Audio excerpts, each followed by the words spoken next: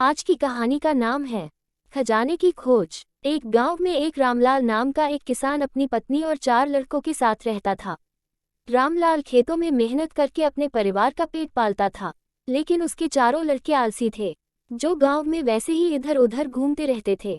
एक दिन रामलाल ने अपनी पत्नी से कहा कि अभी तो मैं खेतों में काम कर रहा हूँ, लेकिन मेरे बाद इन लड़कों का क्या होगा? इन्होंने तो कभी मेहनत भी नहीं करी, ये तो कभी खेत में भी नहीं गए। रामलाल की पत्नी ने कहा कि धीरे धीरे ये भी काम करने लगेंगे।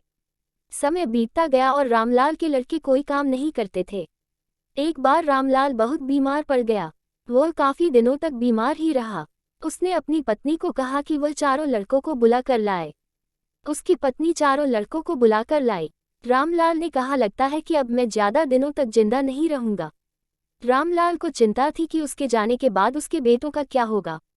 इसलिए उसने कहा, बेटो, मैंने अपने जीवन में जो भी कुछ कमाया है वह खजाना अपने खेतों के नीचे दबा रखा है। मेरे बाद तुम उसमें से खजाना निकालकर आपस में बांट लेना। यह बात सुनकर चारों लड़के खुश हो गए। कुछ समय बाद रामलाल की मृत्यु हो गई।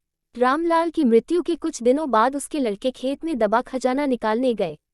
उन्होंने सुबह से लेकर शाम तक सारा खेत खोद दिया, लेकिन उनको कोई भी खजाना नजर नहीं आया।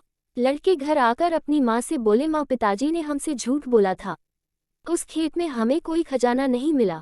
उसकी माँ ने बताया कि तुम्हारे पिताजी ने जीवन में यही घर और खेत ही कमाया है, लेकिन अब तुमने खेत खोद ही दिया है तो उसमें बीज बो दो।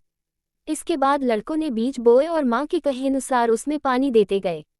कुछ समय बाद फसल पककर तैयार हो गई, जिसको बेचकर लड़कों को अच्छा मुनाफा हुआ, जिसे लेकर वह अपनी माँ के पास पहुँचे। माँ ने कहा कि तुम्हारी मेहनत ही असली खजाना है, यही तुम्हारे पिताजी तुमको समझाना चाहते थे। मॉरल ऑफ द स्टोरी, सीख, हमें आलस्य को त्याग कर मेहनत करना चाहिए। मेहनत ही इंसान की असली दौलत है।